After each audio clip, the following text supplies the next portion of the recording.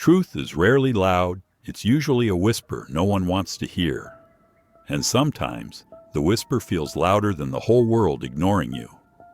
Galileo looked up and saw stars no one wanted to believe in. Emily Dickinson filled a drawer with poems, and only death turned them into treasures. And maybe you're the one typing truths into a notes app at 3 a.m., knowing they'll never see daylight. Because deep thinking doesn't make you admired. At first, it makes you unwanted. I've been smiling a lot lately, but it feels more like clenching than joy. The coffee on my desk has gone cold again second time today. I scroll through my feed and see everyone else posting glowing, slaying, living their best life.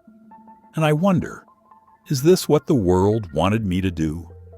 To mute myself so I could scroll through noise that isn't even real. I told a friend I'm doing fine. I meant it, mostly.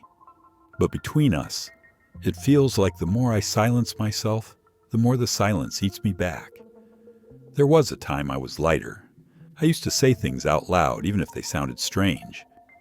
I'd ask the questions in class no one dared to ask. I'd write late-night poems that made no sense, but carried all my truth. Now, I rehearse silence. I delete drafts. I laugh at the right moments. I let the crowd lead, even if my gut is screaming. When did I stop recognizing the person brushing their teeth at night? Maybe the worst heartbreak isn't losing someone else. Maybe it's forgetting you were ever whole. Last night, I typed a message and erased it before the 3 dots even showed. It wasn't even to someone important.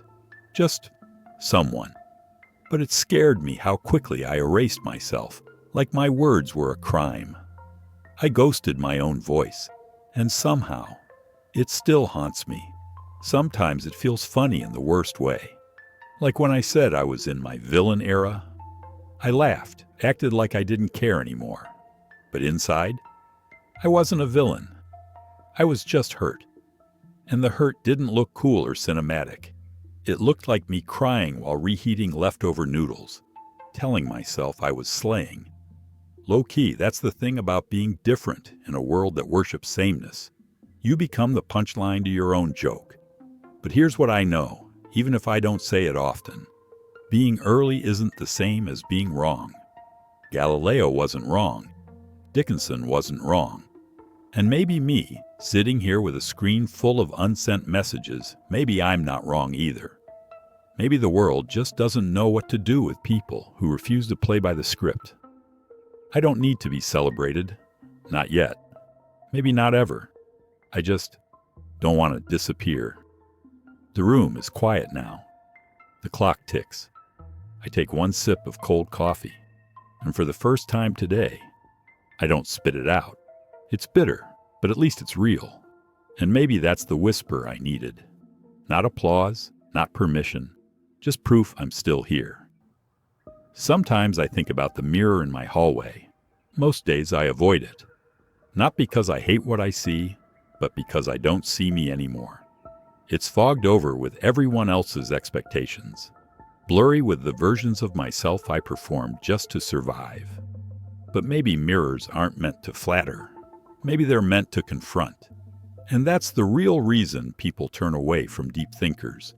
We're mirrors they didn't ask for. I wish I could say that realization makes me strong. But really, it just makes me tired. Tired of explaining, tired of hiding, tired of being the one who always feels too soon, too much, too awake. Sometimes I wonder if being awake is worth it, because sleep, even fake sleep, looks so peaceful on everyone else. Still, here I am, awake, writing words no one will read. They'll stay in drafts, in margins, in silence. And maybe one day, long after I'm gone, someone will find them and call me brilliant. But tonight, that thought doesn't comfort me. It just makes the loneliness feel like it's stretching into forever. The clock ticks again. The wind hums outside my window. And for now, that's all the proof I have. I'm still here. Even if unnoticed. Even if unwanted. History doesn't just repeat its rhymes with cruelty. Every century, the deep thinkers arrive early, and every century, the world greets them the same way. Not with understanding, not with open arms, but with mockery, with silence, with the kind of laughter that doesn't feel light, but sharp. The laughter that makes you question if maybe the whole room is right about you, and you're the one who doesn't belong. I think about the ones before us. The thinker who refused to simplify his truth was branded arrogant. The creative who painted outside the lines was called weird. The scientist who asked too many questions was laughed out of the room. The kid who said no to family traditions was labeled ungrateful. Different centuries, different languages, but the verdict is always the same. You're too much. You're a mistake. And isn't it strange how the mistake is never theirs, but ours? We wait until it's safe, until they're gone, until their words or their work can't unsettle us anymore. Then suddenly, we call them visionaries. We carve their names into stone. We wait until they can't hear us to clap. What kind of applause is that? A praise that always arrives too late, like flowers on a grave. It's not just history books. I felt it in my own skin. The group chat that ignored my message. The idea I shared at work that only mattered once someone else repeated it louder. The laugh that stung more like a slap. I told myself not to overthink it, not to be sensitive. But later, lying in bed, I replayed those moments like old voice notes I couldn't delete. And isn't it funny how silence can echo louder than words? Sometimes dismissal hurts more than insult, because insult means you were at least noticed. Dismissal is different. It's when they don't answer, when your text stays on read, when your joke dies in the air and no one bothers to rescue it, when the story you post gets muted again and again. It's a soft ghosting, not just of love, but of your whole existence. And it makes you wonder, if no one hears you, did you even speak at all? The irony almost makes me laugh. The same people who mocked Emily Dickinson now quote her in wedding vows. The same voices that rolled their eyes at Van Gogh now line up to see his brushstrokes on digital walls. I know the pattern too well. Maybe one day, the words I whispered into the void will look like prophecies. Maybe one day, the unsent drafts in my notes app will be called genius. But tonight, they don't look like art. They look like loneliness, typed out in green bubbles no one reads. I try to joke about it sometimes. I'll say, I'm the CEO of saying the wrong thing at the wrong time. Everyone laughs, I laugh too. But the truth catches me later. I turn my own wound into content. I made my pain into a punchline just so it would sting less when no one took it seriously. That's what deep thinkers do, right? Meme our pain before anyone else can. Low-key, it's not even funny.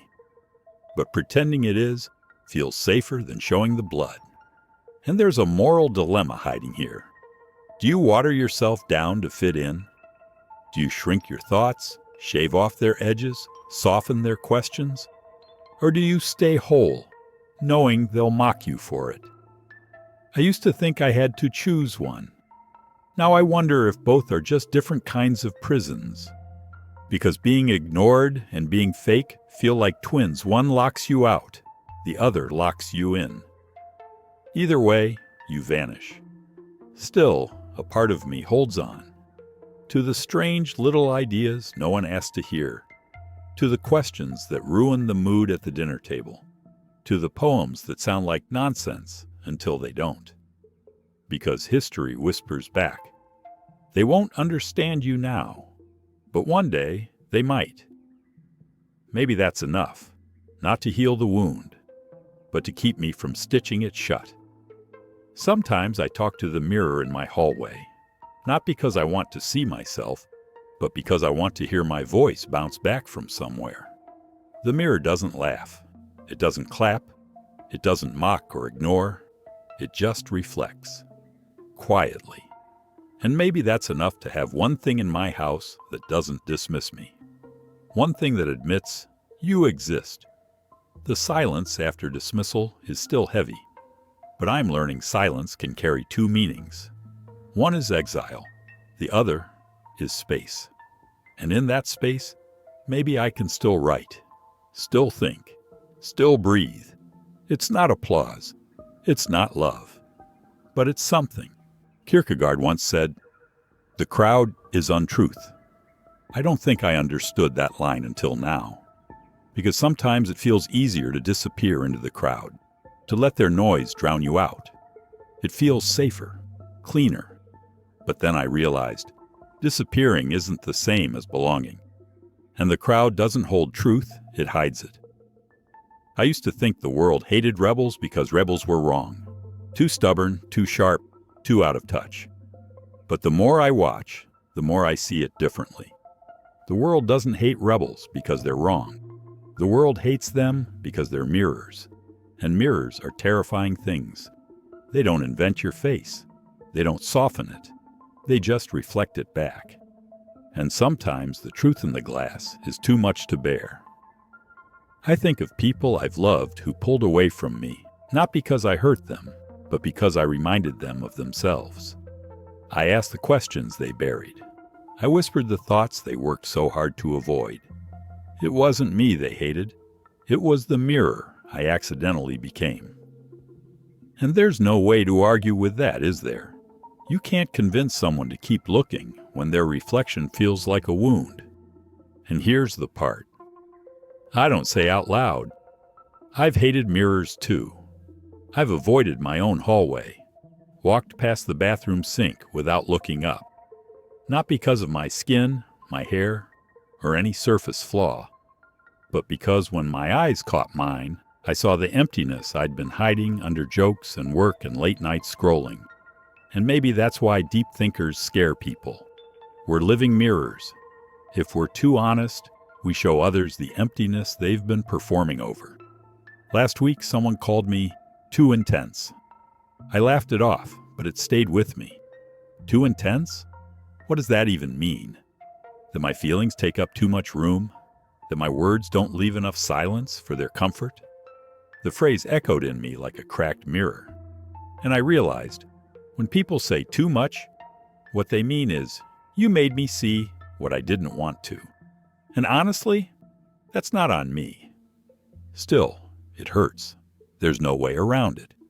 To be the mirror no one asked for means living as the stranger in your own circle, the one whose voice goes quiet in group conversations, the one whose texts take hours to answer, the one people love in theory but avoid in practice. Sometimes I wonder if loneliness isn't being alone, it's being treated like the glitch in everyone else's script.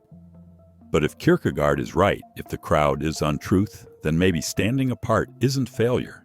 Maybe it's fidelity. Fidelity to the truth that no one else dares to say out loud. Maybe rebels aren't noise. Maybe we're just the first ones to stop pretending. And maybe being called strange is just another way of being called awake. It's strange, though, how quickly pain turns into irony. The other night, I joked that I was ghosted and haunted. Ghosted by people who left, haunted by their memory. Everyone laughed, but when I went home, I thought, isn't that the whole story? To be mocked, ignored, dismissed, and still live rent-free in the minds of those who left. They didn't want the mirror, but they can't forget what it showed them. That's the paradox. They shut you out, and yet they can't let you go. And sometimes, neither can I. I think about the ones who dismissed me, the way their words cracked something in me, how their silence bruised me. And yet, I still check if they've seen my story, still replay their sentences in my head, still wonder if maybe, just maybe, they'll one day admit they saw something real in me. But the mirror isn't meant to be adored. It's meant to be endured. Tonight, I stood in front of the mirror longer than usual. At first, I hated it. The fog, the fatigue in my eyes, the weight of my silence. But then I thought, maybe this is the work. to keep looking, to keep facing what others turn away from, to accept that the reflection is mine flawed, unfinished, but alive. And maybe if I can stand in front of my own mirror, I'll survive being one for others. The mirror doesn't lie. It doesn't flatter. It doesn't soothe. And maybe that's the point. To live as a mirror means living unwanted until the day someone realizes that unwanted truth was exactly what they needed. But until then, you stay cracked glass, fogged and avoided. You stay early. Let's name it, the patterns. Because they're always the same. Different faces, different years, but the script never changes. The quiet rebels don't choose rebellion like a banner.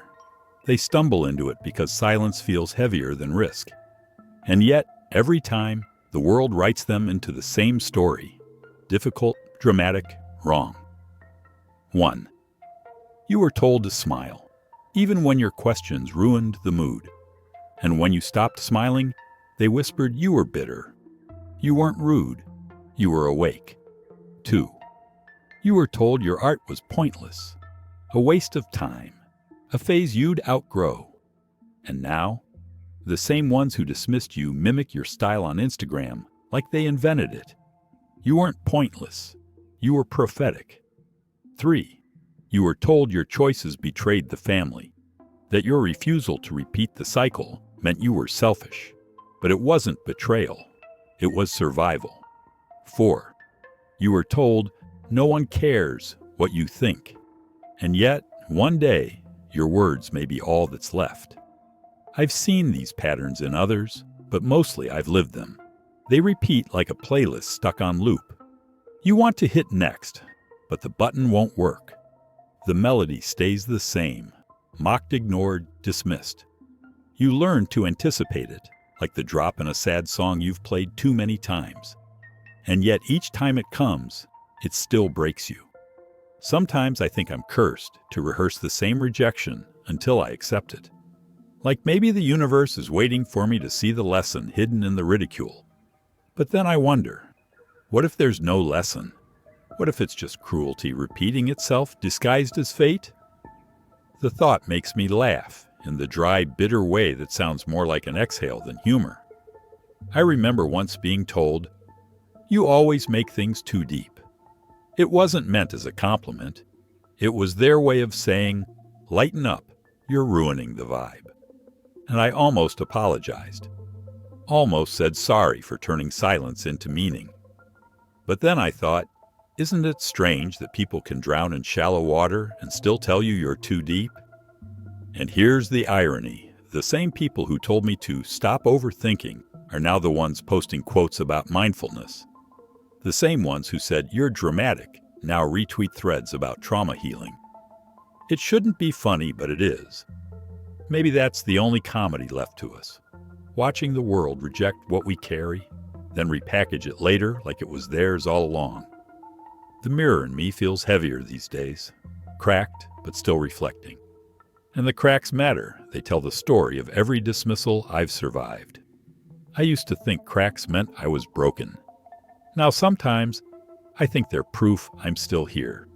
That despite the pattern, despite the ridicule, I haven't shattered completely. Maybe resilience doesn't look like strength. Maybe it looks like cracked glass still catching light. But I'd be lying if I said that comforts me all the time. Most nights it doesn't. Most nights the weight of being unwanted feels like standing in an empty room where the walls whisper back every insult I've ever heard. Too much, too dramatic, too strange. A chorus of echoes I never asked for. And in the silence that follows, I wonder if maybe they're right. And then, a shift. Not dramatic, just small. Like a candle flickering in a blackout. What if the point was never to be understood by the crowd? What if the point was to carry the truth anyway, even when no one claps? Kierkegaard was right. The crowd is untruth. So why do I still wait for its approval? Maybe my only task is to keep holding the mirror steady, even if no one looks. The patterns are cruel, yes, but they're also clarifying. Each dismissal strips away a layer of performance. Each laugh that stings reminds me I was never meant to be background noise. Maybe rejection is just recognition in disguise, a recognition that you're carrying something others aren't ready to face. And if that's true, maybe being called too much is really just another way of saying, you saw too soon. If I keep swallowing my thoughts, I don't just lose time, I lose myself. If I keep dimming down, I don't just avoid conflict. I pass on the wound to those after me. If I stop holding the mirror up, I don't just protect others from discomfort. I disconnect from my own soul. Sometimes silence feels safer, like a soft blanket over the noise, like choosing peace over chaos. But the longer I live inside it, the more I realize silence doesn't just cover me, it erases me, bit by bit, word by word. Until one day, I won't remember what my voice even sounded like, and maybe no one else will either. I've met people who are shells of themselves. They laugh, they show up, they smile in pictures. But when you really look, they're gone. Not dead, not missing, but emptied out. Like they traded their voice for belonging, only to discover belonging isn't real when you have to disappear to earn it. And I wonder, am I becoming one of them? There's a strange grief in imagining your own absence. Not a funeral, not a goodbye, just vanishing. Still breathing, still working, still showing up at birthdays and work calls, but hollow. Present, but no longer present. That's the cost of silence. You don't just hide, you fade. And no one notices until it's too late. The mirror in my hallway has been quieter lately. I walk past it, and for once it doesn't accuse me. It just stands there, blank. And that's almost worse. Because at least before, when it reflected my cracks, it reminded me I was still here. Now it feels like it's saying, you're disappearing. Even I can't see you anymore. And then there's the generational wound, the one I swore I'd never repeat. I watched my parents hide parts of themselves to keep the peace. I heard their truths leak out only in arguments, sharp and uncontrolled, like pressure breaking through a pipe. And I promised myself, not me.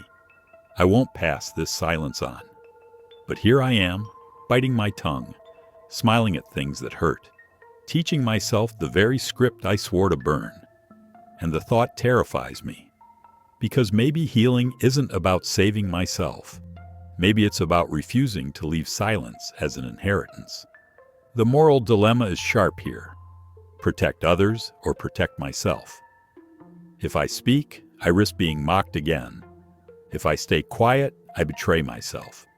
It feels like no choice at all, like drowning in either shallow water or deep. Both leave me breathless. Both steal pieces of me I can't get back. And here's the cruelest part. People don't notice when you silence yourself. They applaud it. They call you easygoing, agreeable, chill.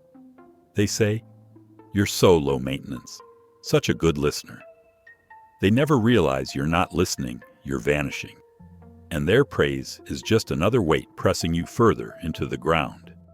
Sometimes I try to imagine the future if I don't change. It's not dramatic. It's not a collapse. It's quieter, scarier. It's me, years from now, smiling in photos, no longer writing, no longer questioning, no longer alive in the ways that matter. It's me becoming the person my younger self feared, invisible in plain sight. And that realization cuts deeper than any mockery ever could. And then, the truth slips. If I keep living like this, maybe one day I'll disappear so completely I won't even notice I'm gone. That's the danger of silence. Not the loneliness, not the mockery, but the numbness. Silence doesn't just protect me, it slowly erases me, until the mirror reflects nothing but a body, until the soul behind the eyes has packed its bags and left. And yet, there's a flicker, a whisper. Maybe speaking doesn't have to be dramatic. Maybe it doesn't have to be poetry or prophecy or revolution. Maybe it just has to be mine. Maybe one word spoken honestly is worth more than a lifetime of agreeable silence. Maybe what's at stake isn't just my life, but my right to feel alive inside it. The stakes are high, higher than I wanted to admit. Because if I don't change, I don't just feel worse, I lose myself. And if I lose myself, I lose everything that no one else can give back. The mirror doesn't invent your face. It only shows what was always there. And maybe that's why it's so terrifying. Because when you've spent years shrinking, smiling, silencing, the reflection feels like a stranger. But tonight, for the first time in a long time, I don't look away. I used to avoid mirrors like they were enemies. I'd pass the hallway without glancing, brush my teeth without looking up, pull on clothes in the morning without daring to meet my own eyes. Not because I hated my body, but because I hated the truth behind it. The emptiness, the half-life, the silence I had let replace my voice. Looking in the mirror felt like facing the ghost of the person I'd abandoned. But now, the glass is cracked, yes, foggy, imperfect. And yet, when I lean close, I see something I didn't expect. Me. Not the version I perform, not the agreeable one, the watered-down one. Just me, messy, tired, still unfinished. And suddenly, that feels like enough. Because the mirror doesn't care if I'm liked. It doesn't clap. It doesn't mock. It just reflects. And maybe that's all I need to know I still exist in unedited form. I think about Galileo, about Dickinson, about every quiet rebel who died not knowing the world would one day call them genius. And for the first time, I don't feel only sorrow for them. I feel kinship. Maybe they weren't waiting for applause at all. Maybe they just wanted to live honestly, even if the crowd never came around. Maybe that's what being early really is, carrying a truth too heavy for now, but refusing to set it down. There's a strange peace in surrendering like this. Not giving up, just giving in. To the silence, to the cracks, to the fact that my voice may never be loved in my lifetime, but it's mine. And isn't that worth something? To belong to myself, even if I belong nowhere else? Kierkegaard whispered it long ago. The crowd is untruth, and here I am, alone in my room, finally believing him. I used to think redemption meant being seen, being validated, having someone finally say, "You were right all along." Now I'm not so sure. Maybe redemption is quieter than that. Maybe it's standing in front of the mirror, cracked and all, and saying, "I'm still here," and that's enough. No monument, no applause, just presence. There's humor here too, though I almost miss it. I joked once that I was in my villain era. But looking at my reflection now, I see the truth. I was never a villain. I was never broken. I was just early. Too early for the room, too early for the crowd. And maybe being early is its own kind of freedom. Because no one can cage you if they don't even understand you. I think of all the phrases I've heard. Too much, too strange, too intense. Words meant to shrink me. But the mirror whispers something different. Too alive, too aware, too unwilling to disappear. And maybe that's not a curse. Maybe that's a kind of grace. The grace of knowing yourself before the world ever decides whether to love you or not. The candle on my desk flickers. The room is still. My coffee's cold again, and for once I don't mind. Everything in me wants to tie this moment into a lesson. But maybe there isn't one. Maybe the truth is simple. I was mocked, ignored, dismissed, and I survived. The mirror cracked, and it remained. And so did I. The surrender feels sacred. Not the kind of surrender where you collapse, but the kind where you stop performing, stop begging, stop waiting for the world to love you back. The kind where you accept the quiet and let it hold you instead of haunt you. Maybe the universe never needed me to shout my truth. Maybe it just needed me to live it. So if the world isn't ready for me, it doesn't mean I'm wrong. It means I'm early. And maybe that's okay. Because the mirror is still here, and so am I.